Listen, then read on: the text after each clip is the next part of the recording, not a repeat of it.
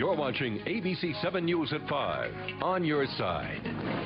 WJLA-TV yesterday filed a police brutality complaint with the Internal Affairs Division of the Prince George's County Police Department on behalf of one of our own, ABC 7 News I-Team reporter Andrea McCarran. Andrea was injured during a police stop in the county last month while she was investigating a story. And Gordon Peterson joins us now to describe what happened. Gordon?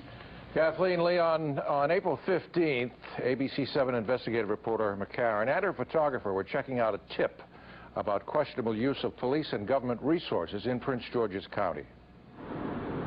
They were following a county government car driven by a police officer who appears to be a full-time driver for the county's chief administrative officer. McCarran was driving. Photographer Pete Hakel was in the back seat. Suddenly, they heard the wail of police sirens and saw flashing police lights. Back at ABC 7, managing editor Dan Patrick heard a call on the Prince George's County Police scanner. Prince George's County Police were stopping a vehicle they said was suspicious in nature because there was someone videotaping them. When we first heard sirens and saw flashing lights, we assumed it wasn't us, and then all of a sudden we're surrounded. She's got a gun pulled on me. Okay, that's right, that's fine. At gunpoint, McCarran did as she was told. Face the front, ma'am. Now 1 second, stand by point. With her hands up, she walked backwards to the sound of the officer's voice. Moments later, a police officer roughly pulled her arms behind her back. Did you tell him at any time he was hurting you? I didn't say a thing, because as far as I knew, there were still guns trained on me. But she was injured. My shoulder felt like it was on fire. McCarran's shoulder was wrenched from its socket. She may have to have surgery. Drop the cab right in the field. Yes, sir. Meanwhile, our photographer had problems of his own. At least 3 officers had their weapons trained on him. Just keep backing up towards the sound of my voice. Just keep on. I'm a backing. Eventually, the police determined that this 5'4" 115-pound mother of 3 was not a threat, and they released her without a charge. But before she left, reporter McCarran had a question. You got pulled over because citizen that you following. Excuse me, we're not taping this. I'm not giving an interview.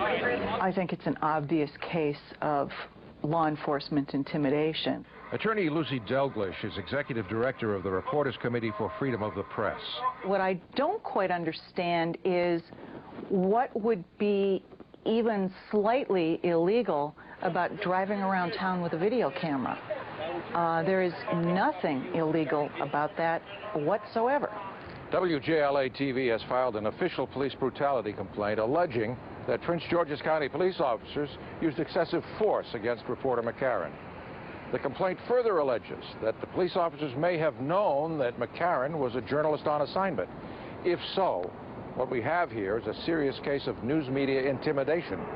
Well, I think as a legal matter, it's clear that her civil rights were violated. They cannot use their power to interfere with your constitutionally protected activities. Prince George's County Police have refused our repeated requests for interviews. County spokesman Jim Carey told us they, meaning the police, had no suspicion that it was a news crew. The police department was responding to a call for a suspicious person following a police officer. There was a threat felt. As near as we can recreate it, this is what the officer saw in his rearview mirror when he called for assistance. In a post-9/11 world, can you understand the officer's apprehension looking back, seeing a vehicle he doesn't know driving behind him with something in the back seat? I'm a mother of 3. Most of the time I drive a beat-up minivan. It's hard for me to perceive the sight of me as a threat. Now 1 second, stand by point. With your hands up. And that's the question. Did the officers have to use force? The incident occurred on April 15th. Why have we waited until now to report it? Well, according to ABC 7's Vice President of News, Bill Lord, we've been waiting for responses from the Prince George's County Police Department to requests for transcripts of the incident reports, radio transmissions, and email communications regarding this event.